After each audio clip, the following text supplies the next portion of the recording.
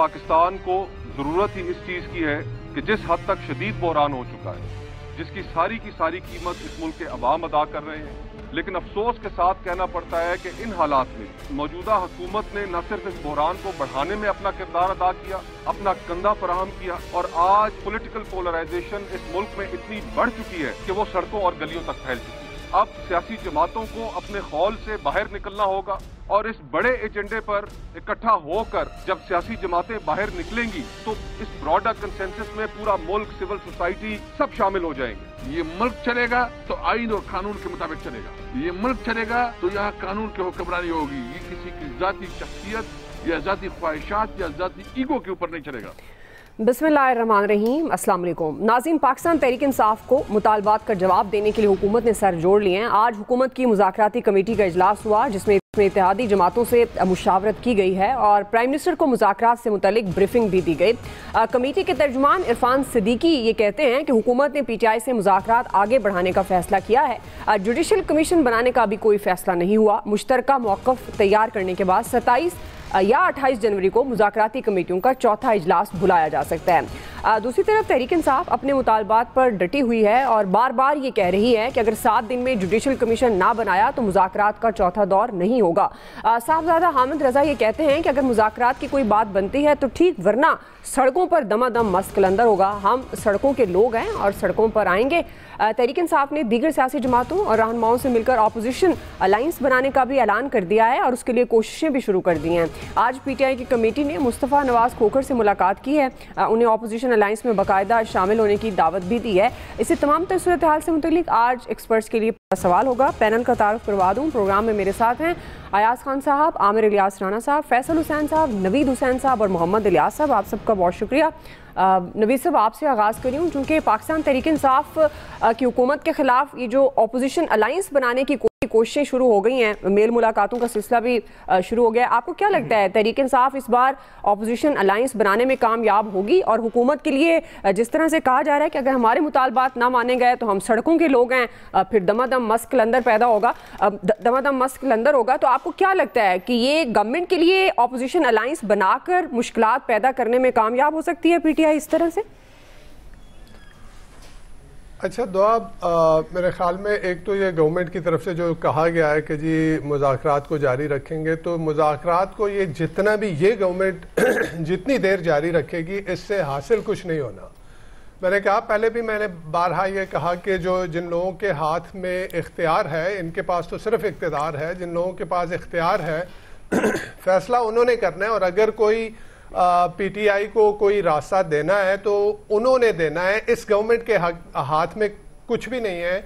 इस वजह से नहीं है कि इस गवर्नमेंट के पास मैंडेट भी अपना नहीं है, वो मैंडेट भी दिया गया हुआ है और इनको एक हद तक जो है वो फैसला साजी जो है वो करने की इजाज़त दी गई है। तो जितना भी तवील होगा तो निकलेगा कुछ नहीं। अच्छा, अब वो जो जिनके पास इख्तियार है वो कब चाहेंगे कि PTI को रास्ता देना है, तो इस वक्त सबसे नंबर 1 कंसर्न जो है वो आपकी इकोनॉमी है, आपकी मईशत है। अच्छा, जो 2024 की सूरत हाल थी या 2023 की सूरत हाल थी तो उसमें तो हमने देखा कि आपकी इकोनॉमी एक बहुत बुरी शेप में थी और उस वक्त जो है इख्तियार और इक़्तिदार वाले दोनों को कंसर्न था कि इस सूरत हाल में अगर ये पॉलिटिकल इंस्टेबिलिटी भी रहती है तो चीज़ें जो है वो शायद हाथ से निकल जाएं। अभी जो है ये हुआ है कि एटलीस्ट इनके पास जो इकोनॉमी को स्टेबलाइज कर दिया, मईशत को जो है एक इस्तेहकाम मिल गया। स्पेशली जब आपका IMF का प्रोग्राम जो है, आपने IMF के 24वें प्रोग्राम में चले गए तो मईशत जो है वो स्टेबिलिटी की तरफ जा रही है। तो ऐसे में मेरे ख्याल में इख्तियार वाले भी ये समझ रहे हैं कि PTI जो है वो कोई बड़ा पॉलिटिकल चैलेंज जो है वो क्रिएट नहीं कर सकती और ये इसी तरह से इनको पॉलिटिकली एंगेज रख के जो है वो सियासी दर्जा हरारत को कम रखा जा सकता है। तो ये मुज़ाकरात बराए मुज़ाकरात होते रहेंगे। सही। लेकिन दूसरी तरफ एक चीज़ हमें जो है वो जहन में रखनी चाहिए कि देखें, ये सिर्फ और सिर्फ इकोनॉमी का खेल नहीं होता। जब आपके माशरे में फ्रस्ट्रेशन होती है ना, हमने देख लिया बांग्लादेश की हालत। बांग्लादेश में शेख हसीना ने जो है वो 15 साल में इकोनॉमी को कहां से कहां ले गए। यानी वो पाकिस्तान से उनकी पर कैपिटा इनकम जो थी वो पाकिस्तान से ऊपर वो ले गए, लेकिन उसके बावजूद अंदर यूथ के अंदर तो एक फ्रस्ट्रेशन थी ना। तो हमने देखा कि क्या हुआ कि वो एक इकोनॉमिक जो है सक्सेस स्टोरी होने के बावजूद हमने वहां पे देखा कि लोग निकले और इन दी एंड जो है वो शेख हसीना को घर जाना पड़ा। तो ये तो मेरे ख्याल में सोचना चाहिए हमारे अरबाब इख्तियार और इक़्तिदार को कि इस तरह से नहीं होता। और पाकिस्तान में आपके पास इस वक्त 60% से अबव पॉपुलेशन यूथ की है और वो यूथ जो है वो इस सिस्टम से खुश नहीं है। यानी जिस तरह से इस सिस्टम को चलाया जा रहा है और सिर्फ इमरान खान की या पीटीआई के 2, 2.5, 3 साल को रख के जो 70 बरस के गंद को जो है वो भी उसी के खाते में डाल दिया जाता है। तो ये यूथ जो है ये बहुत बाखबर है। मेरे ख्याल में हमसे ज्यादा बाखबर ये है। सही बात जहां तक आई कि पीटीआई कोई अलायंस बना सकेगी, जी। तो मेरा नहीं ख्याल कि पीटीआई सोलो फ्लाइट की आदी है। पीटीआई ने हमेशा सोलो फ्लाइट की है और इसी वजह से शायद वो अलायंस बनाने में भी, और एक नैरेटिव जो पीटीआई ने दिया कि पीटीआई के अलावा सारे करप्ट हैं, मेरे ख्याल में ये एक नैरेटिव उनके लिए जो है एक नेगेटिव पॉइंट बन गया कि अब अगर वो उनके साथ हाथ मिलाते हैं या उनके साथ अलायंस बनाते हैं तो पीटीआई का अपना जो सपोर्टर और वोटर है वो डिसइल्यूजन हो जाएगा।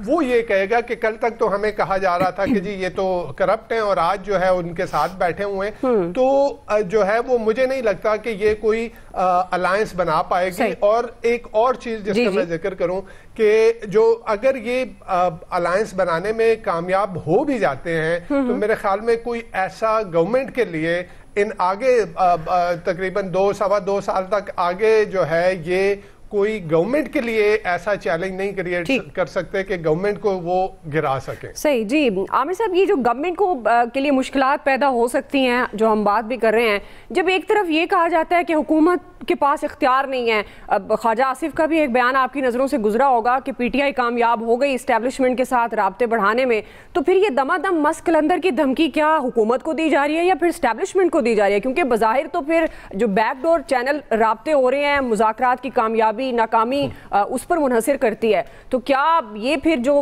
कहा जा रहा है फिर क्या ये इस्टेब्लिशमेंट के लिए? तड़पना, झपटना, पलट के फिर तड़पना और कभी बांग्लादेश पाकिस्तान को बनाने की ख्वाहिश का इजहार होना, कभी श्रीलंका की ख्वाहिश का इजहार होना, फिर सामने आना कि जनाब ये तो भाई मईशत ठीक हो गई, फिर ये अलाइंस भी नहीं बना सकेंगे, ये हुकूमत के ख़िलाफ़ चल भी नहीं सकेंगे। बस ये थोड़ी सी आपको चीज़ें समझने की ज़रूरत है। वैसे तो मैं कल भी तवक्को कर रहा था, आज भी कर रहा था कि 190 मिलियन पाउंड पे कोई सवाल आएगा। फैसल साहब बहुत तड़पते थे, पूछते थे मेरे से कि आपने कहा हुआ है सज़ा होगी, तो उसके बाद से तो ज़ुबान गंगा बिल्कुल ही फैसल साहब की भी कि भाई कुछ बताएं तो सही क्या हुआ उस फैसले में, क्या नहीं हुआ। जो सारे दूर की कौड़ियाँ भी लेके आए और बताते रहे, भाई वो एक इल गॉटन मनी थी, आ गई पाकिस्तान के पास और गलत तरीके से लाई गई, वो सुप्रीम कोर्ट ने ठीक कर दी थी, फैसला भी हो गया। अच्छा, अब ये जब चीज़ें मईशत में आ रही हैं, चीज़ें दुरुस्त सिमत में जा रही हैं, यूथ से डिसकनेक्टिविटी की बात हो रही है, तो पंजाब के जो पाकिस्तान का सबसे बड़ा सूबा है उसकी वज़ीर आला मरियम नवाज शरीफ पूरा जनवरी हो गया, वो पूरी यूथ के साथ हर यूनिवर्सिटी में जा रही हैं। आप चीखें देख रही हैं सोशल मीडिया पे इस वक्त उनके मुखालफिन की, उनकी करैक्टर असैसिनेशन के हवाले से क्या क्या नहीं हो रहा रोज़ाना की बुनियाद पे। यानी जब से यूथ के साथ रब्ता पंजाब गवर्नमेंट का हुआ है, ज़ाहिर है कोई प्रोजेक्ट्स बनाने में 8 फरवरी से लेकर और 8 फरवरी आने में, मैंने तो आपको बहुत पहले बताया था कि एक लंबे चौड़े प्रोजेक्ट के साथ, जैसे आपने अगला सवाल रखा हुआ है डोनाल्ड ट्रंप ने कि जी उसने आते कितने ऑर्डर इशू किए, ये सिर्फ मरियम नवाज थी इस वक्त। केपी गवर्नमेंट उठा लें, सूबे उठा लें और मरकज भी उठा लें, कहीं पे कोई प्लानिंग मौजूद नहीं थी कि आप जब वज़ीर आला बनने जा रही हैं या वज़ीर आला बनने जा रहे हैं तो आपके पास क्या प्लान होगा।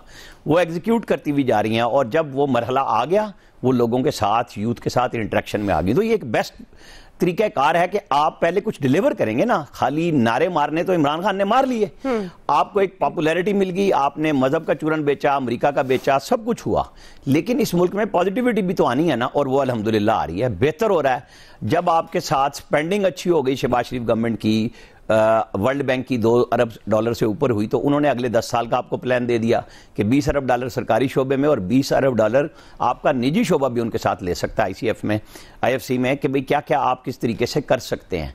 तो ये ही वो चीज़ है कि जो इस वक्त वो उनको तड़पना और झड़पना सारा कुछ सिखा रहा है PTI को, कि कभी वो 26 नवंबर के बाद बेख्तियारों से मिन्नत तरला करके कह रहे थे कि हमसे खुदा का वास्ता है मुदाकरात कर लो। जब मुदाकरात पे आए तो लिस्टें नहीं मिल रही उनको, 46 लोगों की इमरान खान ने कही थी कि जनाब तैयार करके ये पेश करो विद तस्वीरें, वो तो 3 निकले लोग उनमें से। फिर 8 जनवरी को जो उन्होंने लिस्ट पेश की 34 की, उसमें से 7 सामने आ गए, 27 का डाटा ही नहीं मैच कर रहा कहीं पे। तो ये जो सारी कहानी बना रहे हैं और धमकी दे रहे हैं ना, तो ये धमकी पे एक दफा फिर अमल कर लें। ये सारी चीजें उनकी सामने आ चुकी हुई हैं कि उनके पल्ले क्या है, किस किस के घर जाना पड़ रहा है पूरी PTI को, जो कभी हाथ नहीं मिलाते थे। मुस्तफा नवाज खोकर, शाहिद खाकान अब्बासी, ये एक पार्टी के लीडर है ना, मुस्तफा तो किसी पार्टी में भी नहीं है, हमारे तो वो दोस्त हैं, भाई हैं, बहुत अच्छी बात है वो गए हैं उनके पास, वो अपनी एक आवाज तवाना खुद बना रहे हैं कि हाँ भाई मैं एक माशरे की बात कर रहा हूं। लेकिन इशू PTI के पास क्या है, अभी तो उनको खुद ही नहीं समझ आ रही कि हमारे साथ क्या हो रहा है। आपने देखा है कि कल परसों से मैं तो बार बार कहता हूं कि भाई वो ट्रंप साहब बोले ताकि हमारी स्टैब्लिशमेंट और हुकूमत का भी पता चल जाए कि इनके पित्ते कितने मजबूत हैं और वो क्या पत्ता फेंकेंगे ट्रंप कार्ड अपना कितना लाएंगे। वो औस पड़ी हुई है, कल भी बहुत सारा कुछ हो रहा था, नहीं हो रहा ना। तो मेरे ख्याल में बैठना अपोजिशन और गवर्नमेंट का ही बेहतर अमल होगा। रात हमने ये खबर दी थी कि आगे बढ़ाएंगे इस मामले को, आज ये खुद बैठ रहे हैं, कल इत्तेहादियों के साथ बैठेंगे, फिर ये प्लान करेंगे, फारूक नाइक और आजम तारड़ ये मिलके प्लान करके अगले पीर या मंगल को PTI को ऑफर करेंगे कि आ जाए हमारे साथ, हम आपको क्या ऑफर कर सकते हैं। मेरे ख्याल में रास्ता पॉलिटिकली हमें ख्वाहिश भी करनी चाहिए और होना भी चाहिए इसी कमेटी से, चाहे आप कहें बैकडोर पे फलां हो रहा था, कुछ हो रहा था। सियासतदान जब बैठते हैं, ये मेरा यकीन है कि बैठे रहें तो मामलात बेहतर होते हैं और पाकिस्तान के लिए बेहतरी भी उसी से निकलनी। सही जी। अयाज साहब, पाकिस्तान तहरीक इंसाफ बानी PTI के बगैर तो उस तरह से सड़कों पर दमादम मस्क कलंदर नहीं कर सकी जो हमने देखा, नाकामी हुई। जब इमरान खान बाहर थे तब की और बात थी कि उनकी वजह से जो उनका सपोर्टर था, उनकी जो फैन फॉलोइंग, वो दमादम मस्क कलंदर कर सकते थे। अब क्या आपको लगता है कि ये ऑपोजिशन अलायंस बना पाएगी? रास्ता ये बात दुरुस्त है, सियासी जमातें मुज़ाकरात बातचीत से ही निकालें, लेकिन जो सूरत हाल नजर आ रही है और जिस तरह की गुफ्तगू, जाहिर है बयानबाजी पर ही हम सवाल रखते हैं, तो क्या आपको लगता है कि ये अलायंस कामयाब होगा? और अगर नौबत आती है दमादम मस्क कलंदर की तो ये इस पोजीशन में होगा अलायंस?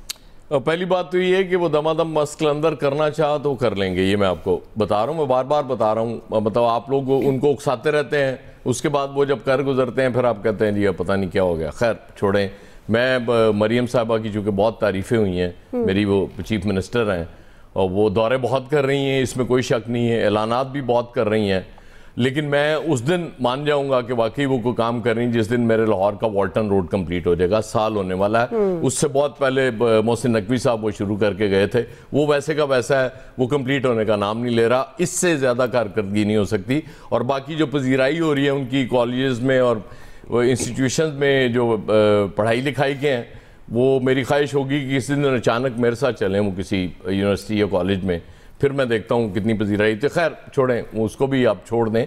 देखिए मतलब आपका सबसे बड़ा मतलब इस लोगों का PTI पे सबसे बड़ा शिकवा क्या था PTI से कि ये पॉलिटिकल पार्टी नहीं है, ये पॉलिटिकल मूव्स नहीं करते। अच्छा अब वो पॉलिटिकल मूव्स कर रहे हैं, आपको फिर बुरे लग रहे हैं कि यार ये अलायंस क्यों बनाने जा रहे हैं। देखिए मुस्तफा नवाज खोखर मतलब एक शख्स है ना, मतलब वो उसकी कोई पार्टी तो नहीं है कि जो मुस्तफा नवाज खोखर के साथ को लाखों लोग होंगे या करोड़ों लोग होंगे, लेकिन मुस्तफा नवाज खोखर जैसे कितने सियासतदान इस मुल्क में अब रह गए हुए हैं मुझे बताएं कि जिसने इख्तलाफ हुआ तो बिलावल के मुशीर थे, इस्तीफा दे दिया, इख्तलाफ हुआ पीपल्स पार्टी से, सेनेट की नशिस्त छोड़ दी। कितने लोग आपको नजर आते हैं यहाँ, हर दूसरा बंदा कॉम्प्रोमाइज कर रहा होता है कि नहीं जो मर्जी हो जाए, इख्तलाफात अपनी जगह लेकिन हमने को ओहदा नहीं छोड़ना। तो इस तरह के लोग मेरे हिसाब से सियासत में जितने ज़्यादा होंगे उतनी ज़्यादा आपकी सियासत बेहतर होगी। बाकी बरई मुज़ाकरात की बात, देखें मुज़ाकरात गवर्नमेंट का तो बस चले तो आज ख़त्म कर दे। ये जो आप बात करते हैं ना कि जी कि फैसला कहीं और होना है, मुझे लगता है कि ये फैसला साजों ने ही इनसे कहा है कि इंसान के बच्चे बनो, बैठो और मुज़ाकरात करो, ये ख़त्म ना करो, ये कोई अभी इनकार ना करो। देखें हमारी गवर्नमेंट, हमारी इस्टेब्लिशमेंट अभी देखेगी डोनाल्ड ट्रंप को, डोनाल्ड ट्रंप ने ज़ाहिर है पहले दिन आके तकरीर में तो नहीं कह देना था ना कुछ, अभी ज़ाहिर है उनका एक तर्जुमान भी हुआ करता है, उसकी एक ब्रीफिंग हुआ करती है, उसमें कुछ सवालों के जवाब भी दिया करते हैं। एक तो वहाँ से आपको मूड का पता चल जाएगा कि क्या मूड बनता है डोनाल्ड ट्रंप का, और दूसरा ये सीधी बात है, देखें यहाँ पे एक चीज आप जहन में रखें कि हम आइसोलेशन में नहीं है, मैं बार बार अर्ज कर रहा हूं, हमने इसी दुनिया में रहना है और इसी दुनिया के साथ चलना है, और अमेरिका बहुत इंपॉर्टेंट हुआ करता है पाकिस्तान के लिए। अमेरिका के साथ बिगाड़ के पाकिस्तान को फायदा नहीं हुआ करता। हम लॉबिंग करते हैं वहां कि अमेरिका के साथ हमारे ताल्लुकात ठीक रहें, अमेरिका हमसे नाराज ना हो। तो आप ठीक है ना, आप किसी और ब्लॉक में नहीं गए कभी, अमेरिका के बेशक मफादात बहुत ज्यादा इंडिया के साथ हैं, स्ट्रेटेजिक ताल्लुकात हैं, सब कुछ है। वो तो आपकी गलती थी कि आप एक अपना वजन सारा एक पलड़े में डाल दिया। इंडिया ठीक रहा, नैम में भी रहा, नॉन अलाइंड मूवमेंट में भी रहा, रशिया के साथ भी ताल्लुकात ठीक रखे, अमेरिका से भी कभी नहीं बिगाड़ी, और फाइनली वो देख लें अमेरिका को चुके उन्होंने इकोनॉमिक स्टेबिलिटी आई है वहाँ, इतनी बड़ी मंडी बनी है अब इंडिया। और हम बदकिस्मती से आज भी हमारे हालात वही हैं कि जी हम मतलब वो कर्जे पे जो कौम खुश हो जाए कि जी IMF ने हमें कर्ज दे दिया, उस पे लुडियां डाल रही हो कौम, उसकी क्या वक़्त होगी अक़वाम आलम में। ठीक है, हमने चूंकि अपने हाथ से चीजें बिगाड़ते रहे हैं और अभी भी हम, मुझे नहीं लगता कि हम उस लेवल पे आ गए, हमारी सोच आ गई है कि नहीं अब ठीक है इस मुल्क को आगे लेके चलना है। बाकी ये ऐलानात होते रहते हैं, वो जी ये कर दिया वो कर दिया, उड़ान पाकिस्तान में पता नहीं हम क्या कर देंगे, ये सब बस देखते जाए। बड़ा अच्छा है, मुझे खुशी होती है कि ऐलानात ये PMLN की गवर्नमेंट हमेशा बहुत किया करती है। जी फैसल साहब, ऑपोजिशन अलायंस बना पाएगी PTI हुकूमत के खिलाफ? अगर पहले दुआ मैं आपसे एक बात पूछना चाहता हूँ कि आपने वो मिसाल सुनी है कि जब सास जो है बहू पे नाराज होती है तो बेटी को डांटती है? बिल्कुल सुनिए सुनिए ना। तो मैं सिर्फ आपकी चाह रहा हूँ किसी गलत फहमी का शिकार ना हो, या आमिर साहब जो मुझे सुनाते ना, मुझे नहीं सुनाते, मुझे समझ ले बेटी समझ के सुनाते हैं। अच्छा इतनी अच्छी बेटी, फर्माबरदार बेटी। तो अब मैं बता दूं कि बहू कितने अदब से बात कही है। Thank you. आमिर साहब ये भी पूछ लेना बहू कौन है? ओ पर पूरा सबको पता है, आप क्यों इसमें वो बन रही हैं सास।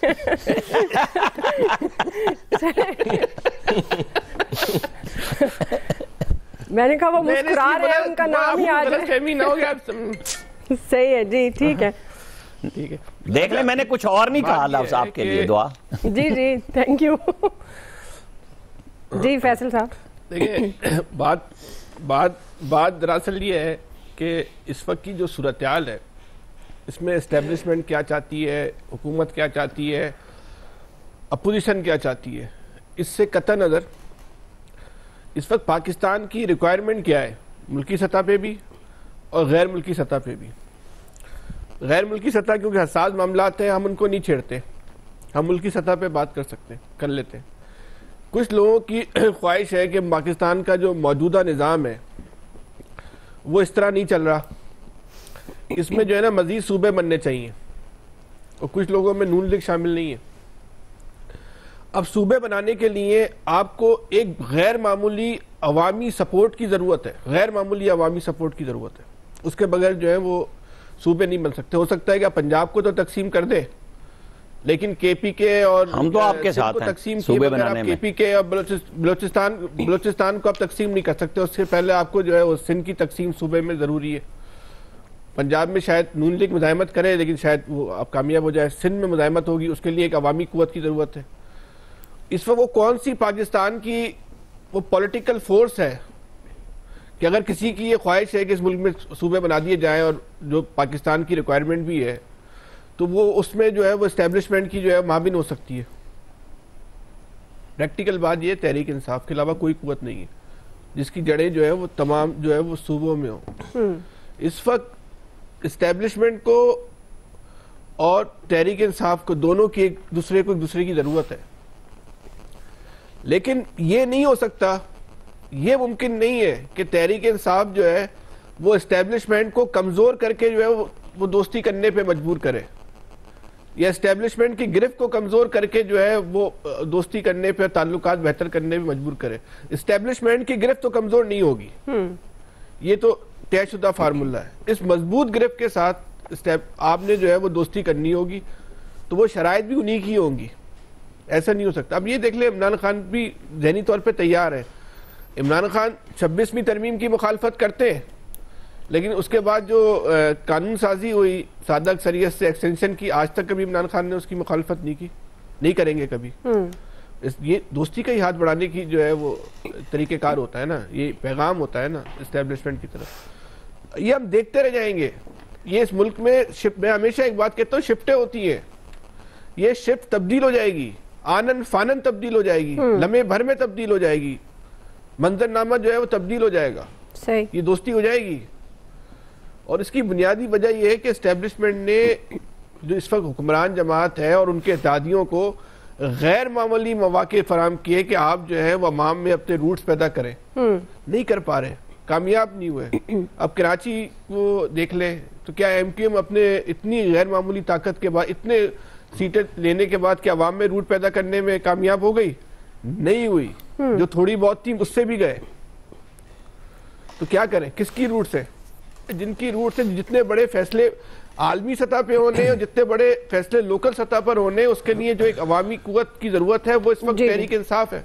ठीक, तो अब ये देखिएगा सूरत हाल जो है बहुत जल्दी जो है ना तब्दील हो जाएगी। सही जी, लगता गल हो गई। हाँ इलियास साहब, इस वक्त मुस्लिम लीग नून जो है वो इस वक्त वो बात बिल्कुल ठीक है, PTI को इंगेज रख रही है और वो जो इंगेज रखने की कोशिश कर रही है, जाहिर है इसको जो मुज़ाकरात की जानिब, ये तो आप पहले भी देख रहे हैं कि नहीं आना चाह रहे थे मुज़ाकरात के लिए, इनको मुज़ाकरात के लिए ला के बिठाया गया है कि मुज़ाकरात को करें।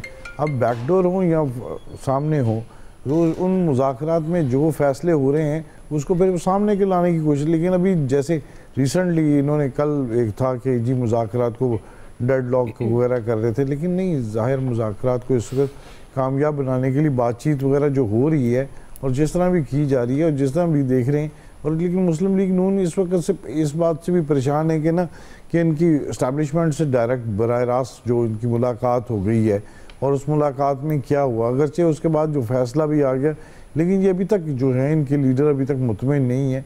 वो देख रहे हैं कि हालात किस करवट बैठते हैं और उसके मुताबिक देख रहे हैं कि क्या करें। आज ज़ाहिर है मीटिंग जो हुई इत्तेहादियों की और इनसे बैठ के ताकि मुज़ाकरात में इंगेज रखें, इनको बिज़ी रखें, लेकिन बेसिकली जो देख लेंगे, लेकिन ये नहीं चाहते कि वो जो उनकी शराइत मानी जाए, जुडिशल कमीशन कायम किया जाए और इस तरह जो इनके फेवर दे के इनको बाहर लेके आया जाए बानी PTI को या दीगर कैदियों को।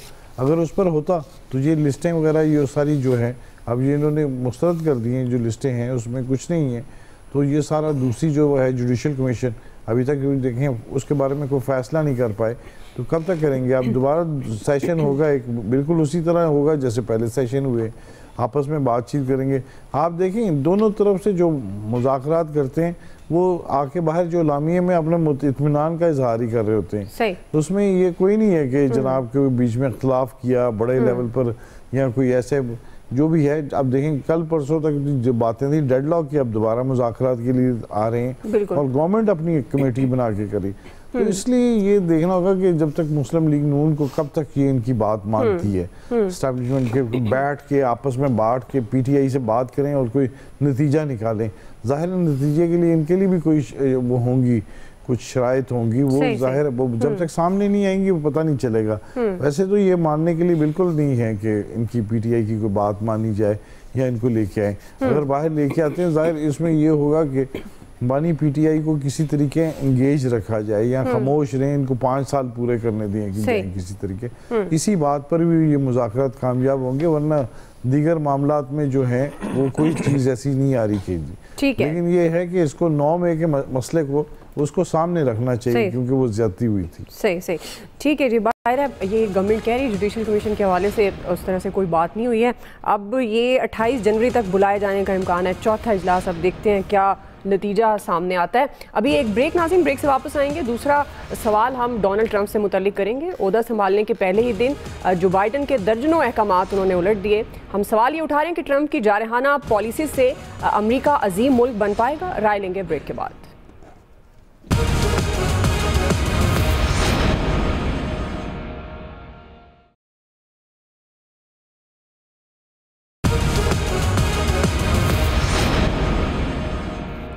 वेलकम बैक नाज़रीन। आलमी मंजरनामे में बड़ी तब्दीली आई है। डोनाल्ड ट्रंप अमेरिका के दूसरी मरतबा सदर बने हैं। व्हाइट हाउस में उनकी वापसी हो गई है। हल्फ उठाने के बाद डोनाल्ड ट्रंप ने तारीखी खिताब किया। सबसे पहले अमेरिका का नारा लगाया। अपने मुल्क और कौम को दुनिया भर में उन्होंने अजीम बनाने का ऐलान किया और ये कहा कि अमेरिका से सियासी इस्टेब्लिशमेंट का कब्जा ख़त्म करेंगे, मुल्क की सरहदों का तहफ़्फ़ुज़ हर कीमत पर यकीनी बनाएंगे और किसी को अमेरिका से नाजायज़ फ़ायदा उठाने नहीं देंगे।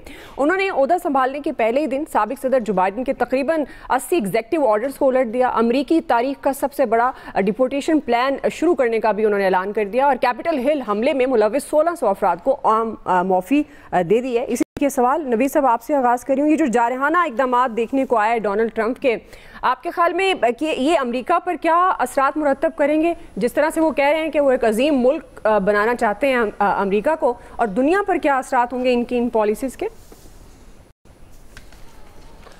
अच्छा दुआ देखें, कल हमने जिस तरह से जिक्र किया था कि दर्जनों जो है एग्जेक्टिव ऑर्डर जो है वो ट्रंप अपने पहले ही दिन जो है वो साइन करेंगे, तो उन्होंने दर्जनों किए हैं। अच्छा, उसमें मैक्सिमम जो उनके एग्जेक्टिव ऑर्डर थे वो तो अमेरिका के अंदरूनी मामलात से रिलेटेड थे। कुछ बातें ऐसी हैं जो कि इंटरनेशनल उसकी इम्प्लिकेशंस हैं। तो पहले मैं इंटरनेशनल इम्प्लिकेशन वाले क्विकली क्योंकि वक्त भी कम है, जो चीज़ें हैं उनको डिस्कस करूंगा कि देखें, एक तो सबसे पहले उन्होंने पनामा कैनाल को जो है उसको वापस लेने की बात की कि हम पनामा कैनाल को वापस लेंगे। दूसरी तरफ उन्होंने जो है वो इंटरनेशनल एड, जितनी भी फॉरेन एड है, उसको 90 दिन के लिए फ्रीज कर दिया। यानी जितनी भी एड वो दुनिया को दे रहा था उसको 90 दिन के लिए फ्रीज कर दिया और ये कहा कि इन 90 दिनों के अंदर रिव्यू होगा उन सारी एड्स का और उसके बाद जो है वो केस टू केस बेसिस पे फैसला किया जाएगा।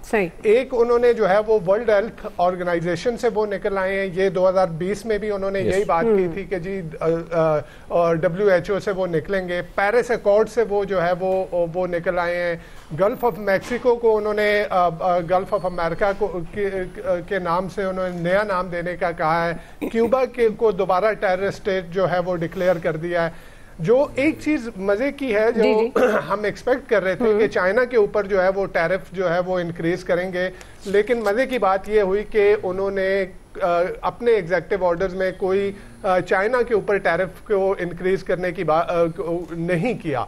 उसके लिए भी ये कहा जाता है कि ट्रंप को जो है वो चाइना के दौरे की दावत दी गई है और शायद ट्रंप जो है वो इसको एज ए बार्गेनिंग चिप जो है वो यूज करेंगे कि जब वो वहां पे जाएं तो वो किस तरह से अब एक मजबूत बार्गेनिंग पोजीशन में हो सकते हैं।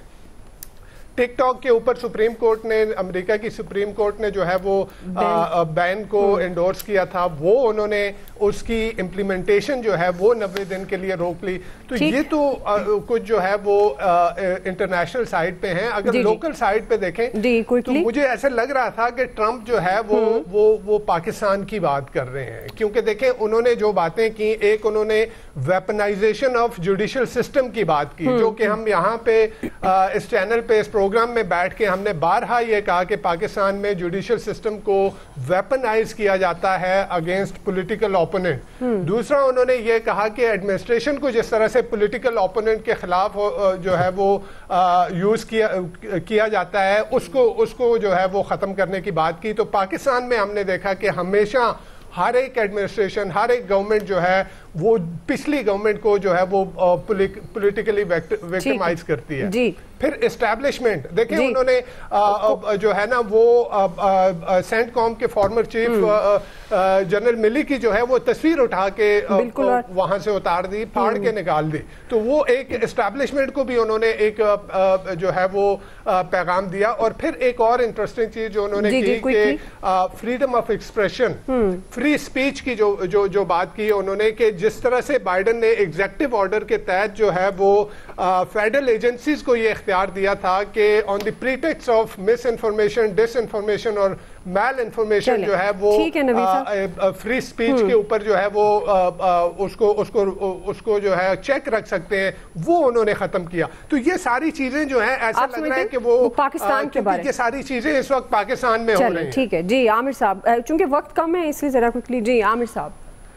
जी बड़ा मज़ा आया क्योंकि रात से यही हम सुनते आ रहे थे कि जी उन्होंने 46 एग्जेक्टिव ऑर्डर इशू कर दिए, 78 ख़त्म कर दिए पुराने। तो ट्रंप ने तो वो काम किया जिसकी मुमासलत यहाँ इमरान खान से दी जाती है। इमरान ने कहा था मैं 100 दिनों में तमाम स्टेट ओन्ड इंटरप्राइजेस यानी सरकारी इदारे, स्टील मिल वगैरह जो नुकसान में है या चला दूंगा या बेच दूंगा। आपको पता है ना, फिर ऑर्डर आया कि 6 महीने इस पर कोई बात नहीं करनी, फिर आया साल नहीं करनी क्योंकि इनको मौका दें। ये होता है काम, जो लीडरशिप होती है कि जो वादे करते हैं वो पूरे करते हैं। तो उसने अपनी कौम के लिए काम किया। हमने क्या किया, यहां हमने धंधा लगाई रखा। यहां पे तो हम 190 मिलियन पाउंड खेलते रहे। आज सारे चीख रहे हैं हसन नवाज को नहीं पकड़ा। भाई जब ये पैसे माफ कर रहे थे हसन नवाज पे भी केस कर लेते अगर वो चोर था। वो तो क्लियर हुआ आपकी शिकायत पे, एनसीए ने क्लियर ही उसको किया। अब स्यापा डला हुआ है यहाँ पे। असल इशू ये होता है कि आप मुमासलत मिलाए ना, कि जिस लीडर के साथ मिला रहे हैं, आपने जिसको खड़ा किया, क्रिएट किया, वो क्या कर रहा था, वो लोगों के साथ धोखा कर रहा था यहां पे। और उसने कुछ नहीं किया। जब हुकूमत की चूरन बेचा, एंड पे गया, तो वो आज मकबूल है, इसमें कोई शक नहीं है। लेकिन उसका इक्तदार क्या कहता था। इसीलिए मैं पिछले मरहले में कह रहा था कि मरियम नवाज जब हो गई कि जी ये सीएम है, उसने अपनी पहली स्पीच से पहले तैयारी की, सब खबरें आई और किया, और उसके ऊपर वो करती जा रही है। यही मॉडल होना चाहिए केपी में, यही मॉडल होना चाहिए सिंध में, बलूचिस्तान में और विफाक के अंदर, कि भाई आप हमें भी तो बताएं ना कि सब लोग क्या करने आए हैं। तीसरी दफा हुकूमत बन रही है, यहाँ 2 साल का 4 साल का राप लादा जा रहा है कि जनाब पता नहीं इमरान खान। भाई इमरान खान की तीसरी हुकूमत है केपी में, यूनिवर्सिटियों की जमीनें बेच रहे हैं, नया मेडिकल कॉलेज नहीं बना।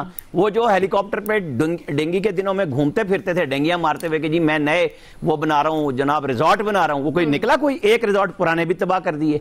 ये है पाकिस्तान में ट्रंप और उसके ट्रंप के मुतबादिल का आमना सामना, कि जब इख्तियार मिलता है तो आप इस्तेमाल करें, गलत या सही। लेकिन आपने किया क्या?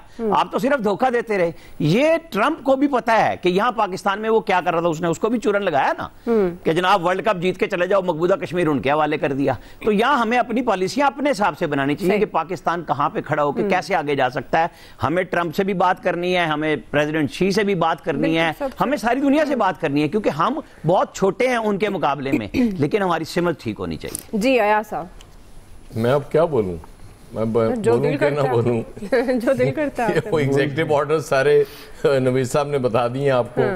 और बाकी वो पाकिस्तान के ट्रंप का जिक्र आमिर साहब ने बड़े तफसील से कर दिया है। और मुझे बातें सुन के ऐसी लगा है कि ट्रंप शायद पाकिस्तान के प्रेसिडेंट मुंतखब हुए हैं। आपको बहुत मुबारक हो। अच्छा, रौला ये है कि ट्रंप बाकी वो इसलिए हमने उस पर बात नहीं की, डिटेल आ गई ट्रंप पे की। मैं सिर्फ एक अर्ज करूंगा कि ट्रंप की कल जो तकरीर थी वो इस्टेब्लिशमेंट और डीप स्टेट के खिलाफ थी टोटल। मतलब वो शुरू जब हुए हैं अपने ऊपर कातलाना हमले से लेके एंड तक जो उन्होंने वो काम किया है। और बाकी जो एग्जीक्यूटिव ऑर्डर्स बहुत सारे ऐसे हैं, जैसे उन्होंने कहा कि वो जो इलीगल इमिग्रेंट्स के बच्चे हैं वो अमेरिकन नेशनल बन सकते हैं। ये तो अदालतों से बहुत सी चीजें वैसे उठ जाएंगी, लेकिन चूंकि वो अनाउंस कर चुके थे ये मैंने इतने काम करने हैं, और बहुत सी चीजें अभी रुकावटें तो आएंगी अदालतों से, उनके मामला वो नहीं चल सकेंगे। लेकिन बात यही होती है, लीडर वही होता है ना जो आए और आके मार धाड़ कर दे, ऐसी की तैसी मैं ये भी करने जा रहा हूँ, लिए ले मैंने 80 ये एग्जीक्यूटिव ऑर्डर्स मंसूख कर दिए जो बाइडन के। हमारे लिए इसमें सिर्फ एक सबक है डोनाल्ड ट्रंप के उसमें, कि जो बाइडन इंतजामिया हमारे साथ बहुत अच्छी थी, वो आंखें बंद करके हम जो कर रहे थे उस पर एतमार कर लेती थी। अब हमें आंखें खुली रख के काम करना है, क्योंकि अब जो बाइडन की जगह ट्रंप एडमिनिस्ट्रेशन है अमेरिका में। ठीक जी नाज़रीन, कोई ब्रेक से वापस आएंगे। माफ कीजिएगा, इसी सवाल पे फैसल साहब और इलियास साहब का टेक लेते हैं, हमारे साथ रहिएगा।